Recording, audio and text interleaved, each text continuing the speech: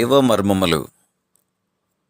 సహోదరుడు భక్తి సింగ్ గారి అనుభవంలో దేవుడు ఆయనకు బయలుపరిచిన దైవ మర్మములు. అక్టోబర్ 25. నీకు ఒకటి కొదవగా ఉన్నది. నీవు వెళ్ళి నీకు కలిగినవన్నీయు అమ్మి బీదలకిమ్ము, పరలోకమందు నీకు ధనము కలుగును. నీవు వచ్చి నన్ను వెంబడించుమని చెప్పెను. మార్కు సువార్త 10వ అధ్యాయము 21వ వచనం. ఒక సువార్తికుడు ఒక పర్యాయము ఒక క్రైస్తవ గృహములో కొన్ని దినములు నివసించెను.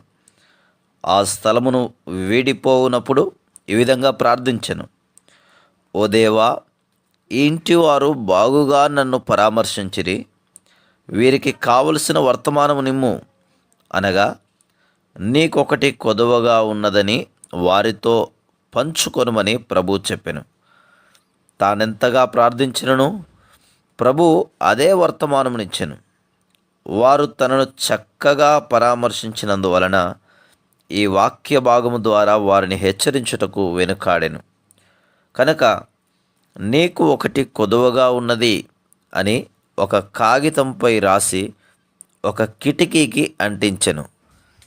తర్వాత ఆ ఇంటి వారికి వందనములు చెప్పి వెళ్ళిపోయెను.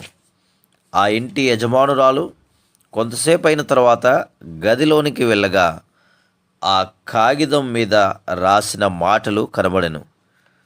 మన కొరకై ఆ దైవజనుడు రాసిన మాటలని ఎరిగి, ఓ దేవా, వీటిని అర్థమును మాకు